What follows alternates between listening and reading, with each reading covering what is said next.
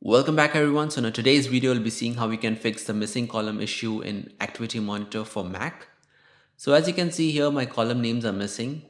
Even though I click on any of these tabs, it doesn't show up. But the columns are actually clickable and it's working. So there could be two possibilities for this. So let's look at the first one.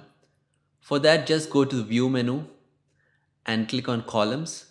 So make sure that at least one of these are enabled.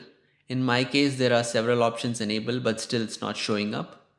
So let's go on to the next possibility. So for that, I will just quit the Activity Monitor and then I'll go to the Finder and then go to the Go menu, and you actually need to go to the library folder, which is a hidden folder.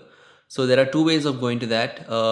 So you can actually click on Go to Folder and then type in library, or else you can click on Option key and that will enable the hidden folder here, as you can see. So I'll click on the library here, and then you need to search for the folder named Preferences, and then you need to search for a file named com.apple.activitymonitor.plist. So here we have it, and now you just have to right click and move it to bin. Basically you just need to delete it, and once it's deleted, you're all done. So let's try it. I go to Activity Monitor and there you go, the column names are visible.